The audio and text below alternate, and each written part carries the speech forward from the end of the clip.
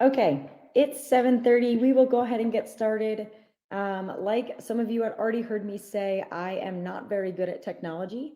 This is my first webinar, so I appreciate you all coming out for it.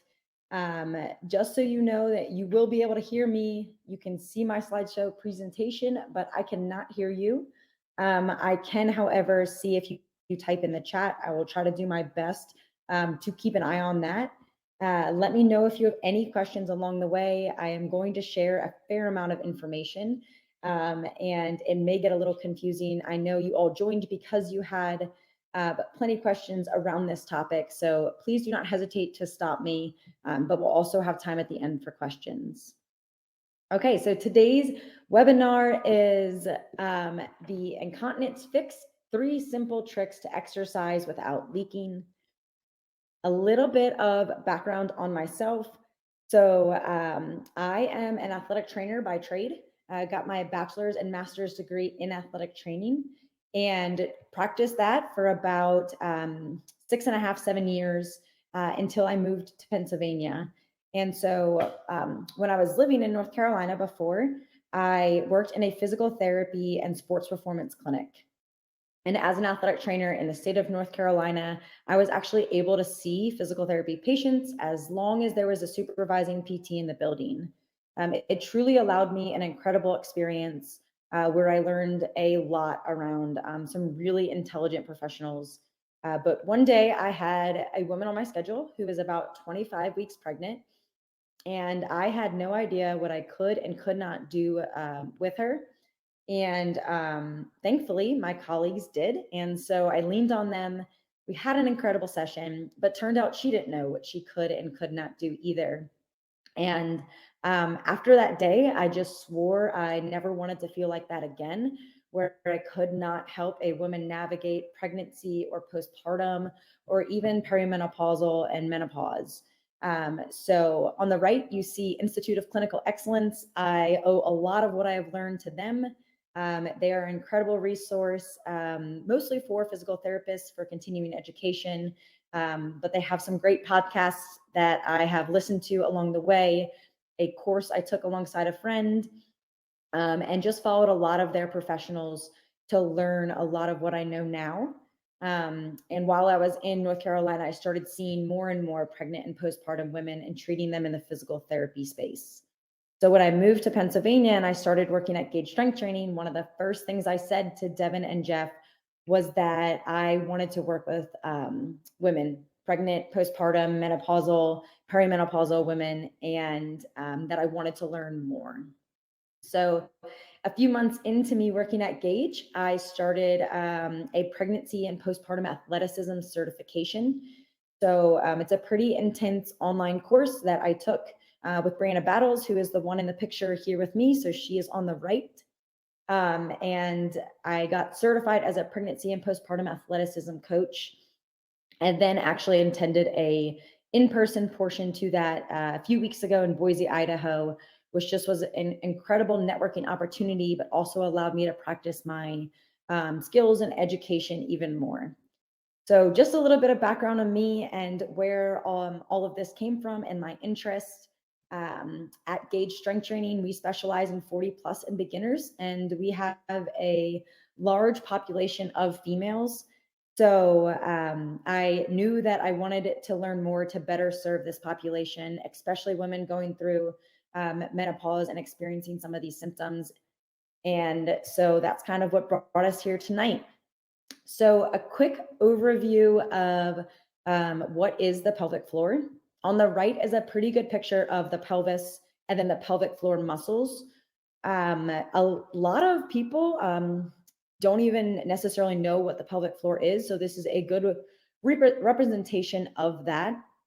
So this is, if you were to be looking down on someone, this is looking at a cut view of the pelvis and those pelvic floor muscles that sit at the base of the pelvis. So what is incontinence? Incontinence is the unintentional leakage of urine or feces. Today, we are really focusing on urine, but just know that it could be both. And one big thing to keep in mind is that it can affect anyone at any time. Today, I'm really going to be talking about women. However, men can also absolutely struggle with incontinence symptoms and issues. And when I say anyone at any time, I mean it can affect a younger, maybe athlete, or a younger female, or it can affect somebody who is most recently postpartum, or if they're pregnant, or women cannot experience any of the symptoms and get to the menopause stage of their life and then start experiencing some of these symptoms. So, one thing to keep in mind, and why I have a picture of these muscles on the right, is that sometimes the muscles are tight and sometimes the muscles are weak. So, it is a lot more complicated than we once thought when people were just told to do your Kegels, strengthen your pelvic floor, and you'll be good. So, we will dive into that a little bit more. The first type of incontinence, there's a few different types. I'm only going to be talking about two today, but there are a few more. These are the two most common. So urge incontinence is that sudden, strong urge to go to the bathroom and you just can't hold it. So this is when typically you cross your legs, you're running to the bathroom, and you're praying that you're able to make it there. Now, some things to keep in mind, some considerations to have is that both caffeine and carbonated beverages can actually increase urge incontinence.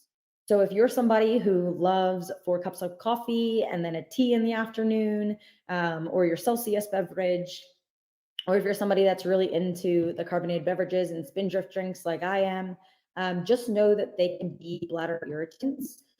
So just keeping that in mind, I'm not saying don't ever drink them. I definitely love my coffee and spindrifts, like I just said, but I would be mindful of spreading them out. So if you're going to have 2 cups of coffee, allowing a little bit of gap in between there, and just knowing that that may result in a little bit more of urge incontinence or just needing to go to the bathroom more often. Now, something else to keep in mind with urge incontinence or just bladder health, pelvic floor health in general, is that staying hydrated actually assists with good bladder health. So we talk about this a lot at Gauge Strength Training, and if you're a member of Engage, I'm sure you have heard it as well. Hydration is a huge part of health. So drinking roughly 100 ounces of water a day, that's a really generic number, but it is a good baseline to keep in mind, is excellent. So you're shooting for roughly 100 ounces of water, thinking of spreading that water throughout the day. It wouldn't be great for you to chug 50 ounces because all of a sudden you realize you haven't drank today. But spreading that water throughout the day, I highly recommend finding a bottle of water you like, knowing how many ounces it is, and then how many you need to get in the day and breaking that up. I know that I need 2 bottles of water before lunch and 2 after lunch to get to my 100 ounces, considering that there's some in my protein drink and other things that I have. So that's a quick little caveat on hydration. Just know that it is important. I think sometimes when we think if you're having these urge incontinence symptoms, then you want to dehydrate yourself, but that is not the case. Some hydration is super important.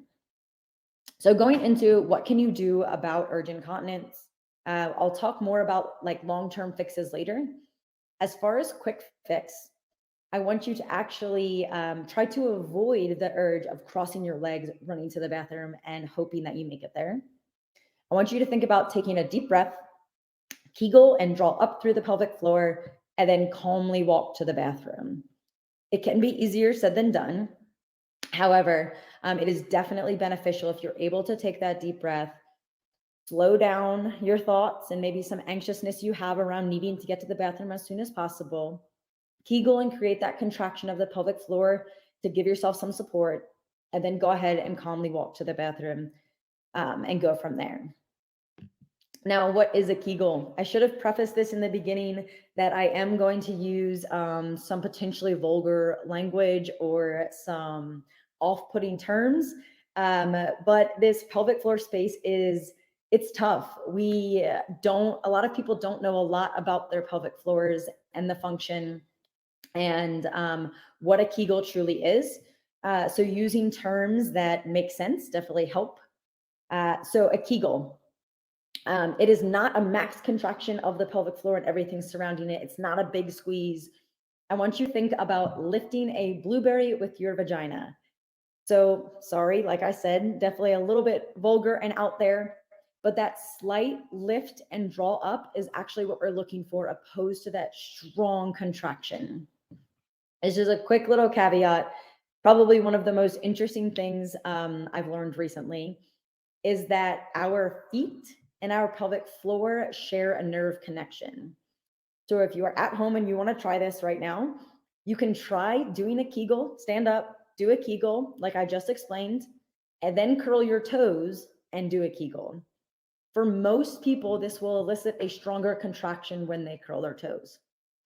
Now, I'm not saying go out and curl your toes when you're doing your Kegels, but it is just something to be mindful of as we go into some more conversation on this. I'm going to bring that topic back up. I hope some of you just tried that. Okay, now, just in case peeing, I think this deserved its own slide because I think all of us at some point have either said, go ahead and just in case pee before we hit the road or before your soccer game. We've either said it or been said it. And though there's a time and a place, for the most part, just in case peeing is essentially training your bladder to empty before it is full. So if you're somebody who chronically just in case pees before you leave the house or before you go do something, this is something I actually want you to do your best to decrease. Think, do I really have to go to the bathroom right now? And do I really have no option to go to the bathroom if I were to have to in an hour?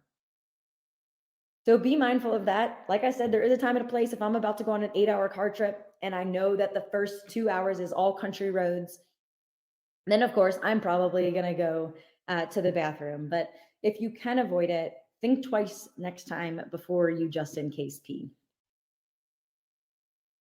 Okay, stress incontinence. This is the big one around fitness. Many women struggle with stress incontinence. Like I said, preface it again, men and women. I'm just saying women because this is the purpose of the conversation and talk tonight. So stress incontinence is leakage of urine when the bladder is under max load. So some exercise examples are jumping, running. When I say dynamic movements, I mean like kettlebell swings, med ball slams, wall balls if we're throwing the med ball up to the wall, those more dynamic, aggressive type movements. And then heavy lifting. Many women experience this during a deadlift or a squat during those areas of like max tension. So that's the first example. And then the second example is everyday examples: sneezing, coughing, laughing. Once again, that's when our bladder is under max load or tension. Now, what to do for stress incontinence? I have a few random things on this slide right now. I want to talk about coughing, sneezing, and laughing first. Coughing and sneezing in particular, laughing is much harder to control, especially if somebody's got you doing a good belly laugh. It is a lot harder to control. Coughing and sneezing, usually you know when you are about to cough or sneeze. You have enough of a heads up where you can do, let me show you really quick. So if I am sitting here and I know that I need to cough or sneeze, I'm going to give a slight lean forward. I'm going to Kegel, draw up through that pelvic floor, and then cough, and then sneeze. This is a really good quick fix that works for most people. Just that slight lean forward is going to stack your hips over your ribs and create more of a compact supported system.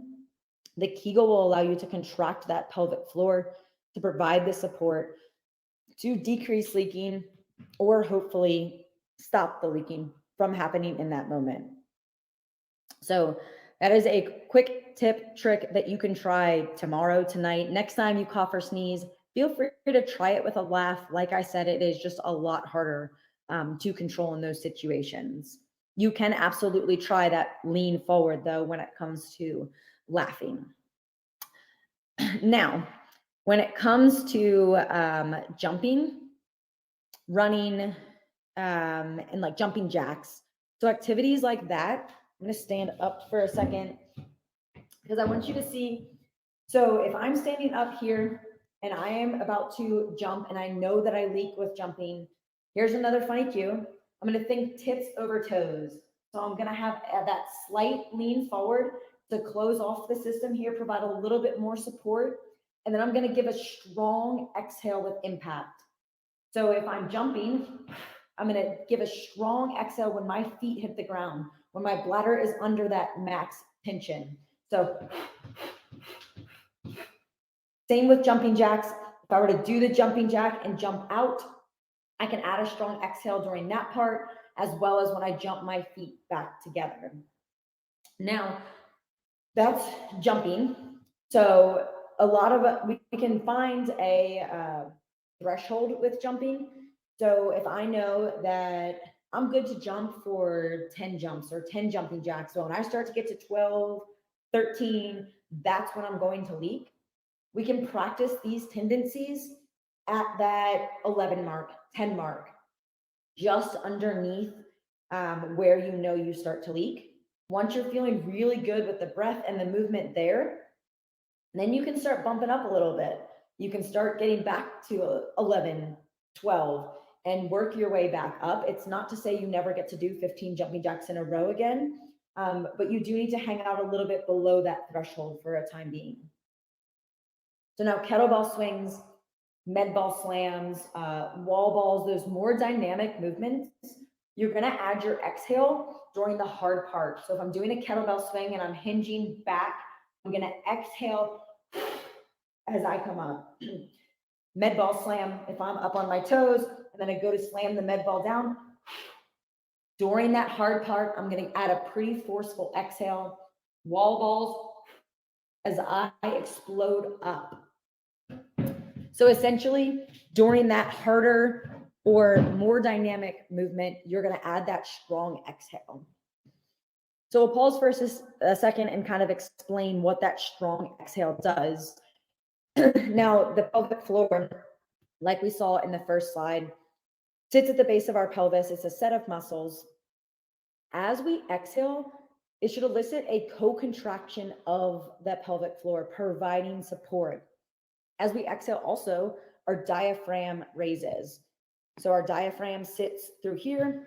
A nice strong exhale will allow a rise of that diaphragm and a contraction of the pelvic floor to allow support when our bladder is under that stress at that moment.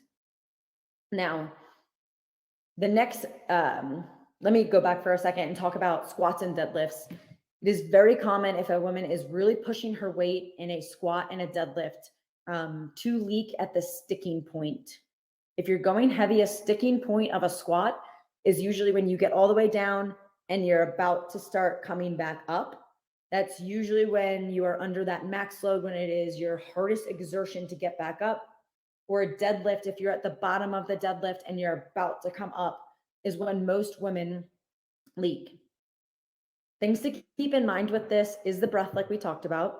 So adding the exhale during those difficult parts. We talked about positioning, so making sure that we're not ribs really flared, chest opened up. And then just body awareness in general. So if you're somebody that really squeezes your glutes at the top of your deadlift or your squat, or over squeezes on your kettlebell swings, it's super easy to do. I'm sure we've all been told by somebody at some point that at top of our squat, we need to squeeze our glutes. When in fact, that is not the case. You actually just want to come up to that neutral position and go right back down. If we're over squeezing those glutes, we're also getting an over squeeze of that pelvic floor too. So we'll also think about, like in a squat, if you like tuck those hips underneath of you and then go down. So just some position considerations as well.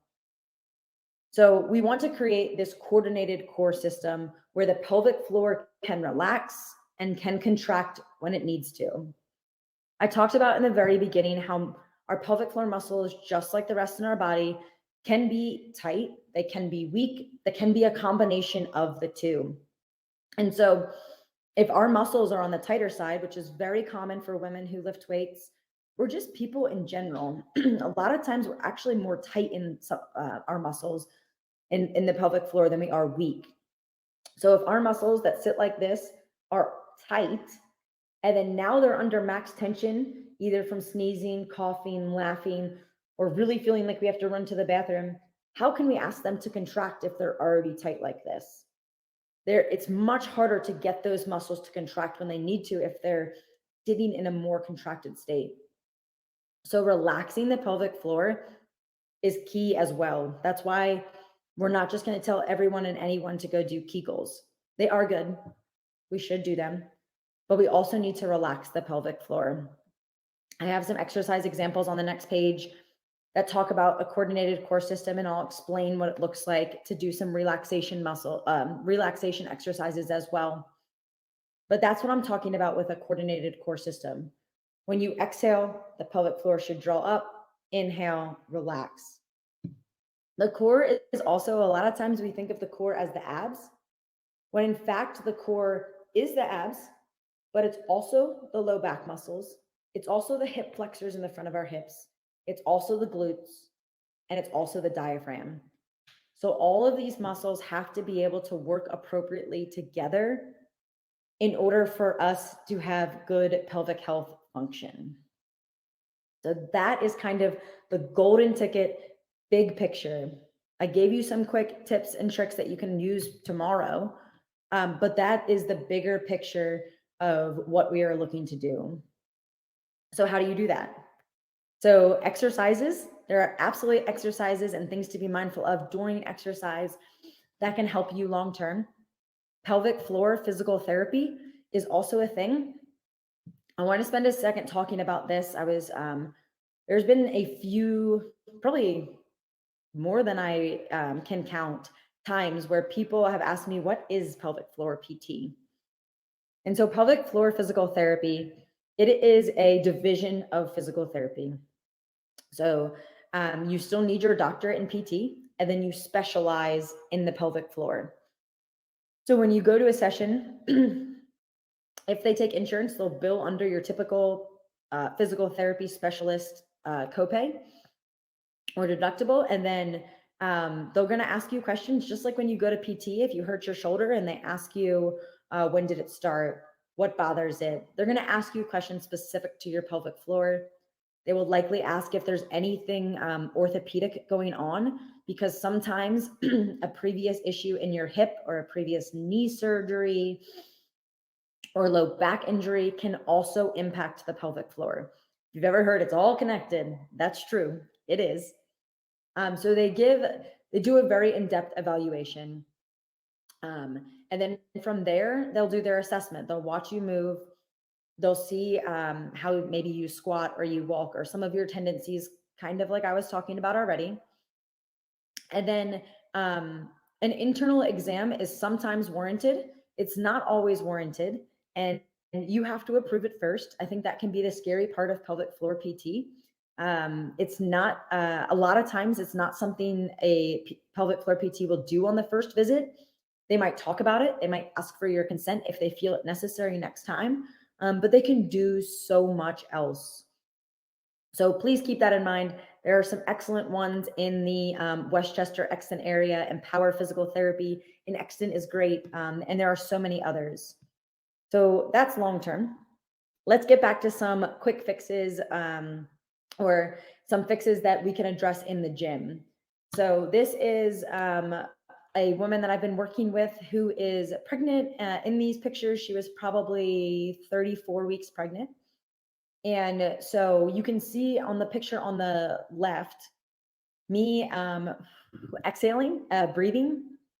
That's actually, I love this picture because when I talk about exhaling, like I have 1,000 times today, I actually want that kissy lip type pose. Like, so instead of, you actually want to get more of that position of the lips to elicit that stronger exhale and that co-contraction of the pelvic floor.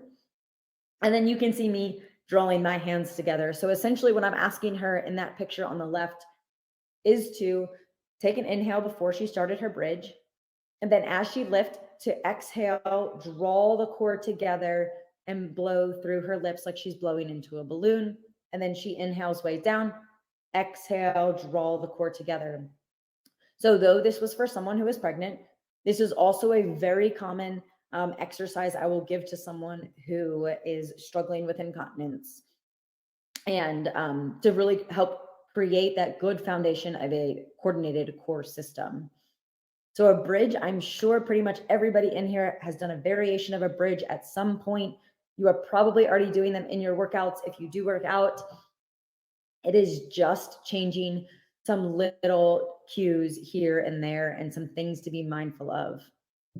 On the picture on the right, she is doing a band belly press, which if you go to Gage or our Engage gyms, I am sure you have done at some point. In this one, I'm talking her through her hips being behind her. So I'm gonna stand up again.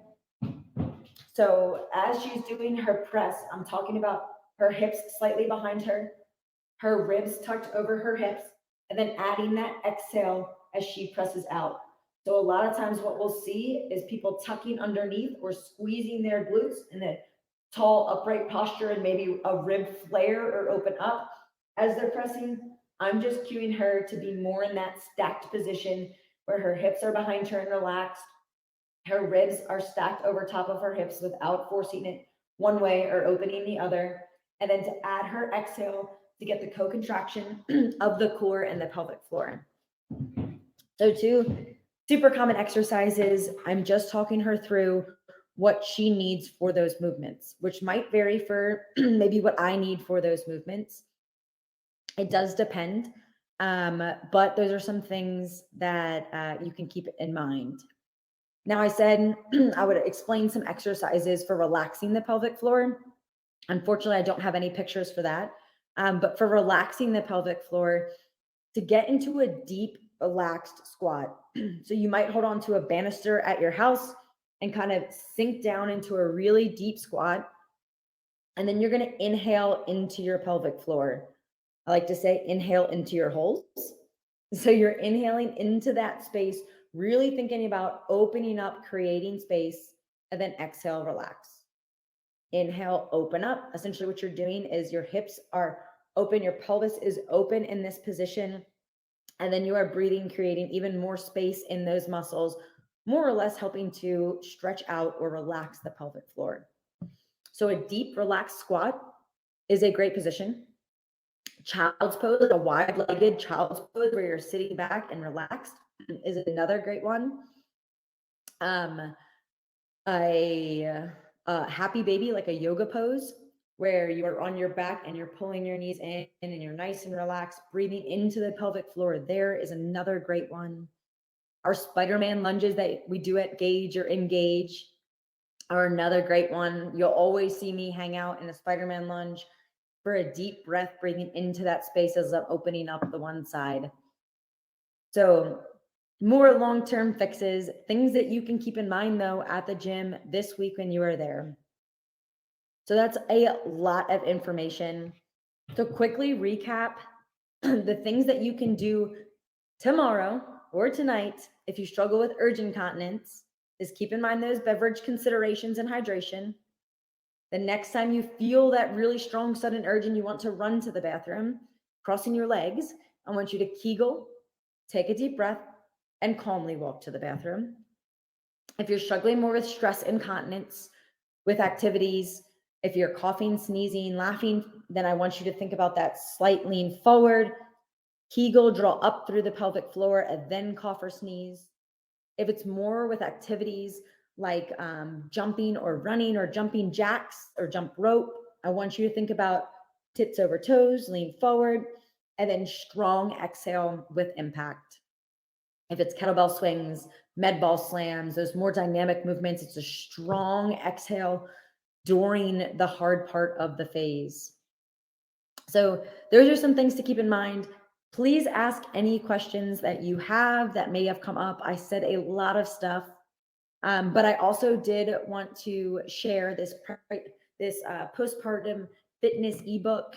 I did not mention this, but postpartum is for life.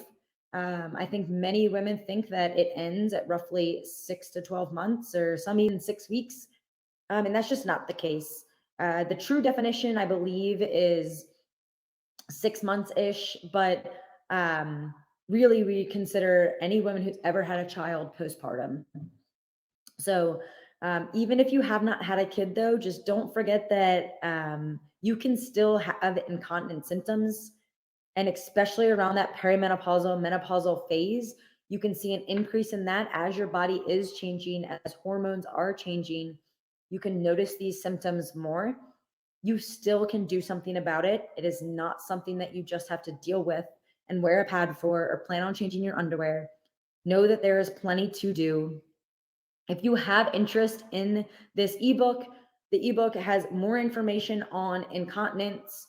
It has information on diastasis recti and prolapse, some of the most common symptoms experienced postpartum. Please email me at mary@gagestrengthtraining.com. I would also love to set up a free 15-minute phone call with anybody who would like more information. So to do that, you can also email me at mary@gagestrengthtraining.com. And I don't think anybody typed in any questions. I don't see any. So if you do have questions, please feel free to go ahead and email me. I truly appreciate you all coming out tonight, bearing with me during my first webinar. It wasn't as technologically difficult as I thought it was going to be, but I appreciate it, and I hope you all have a great night.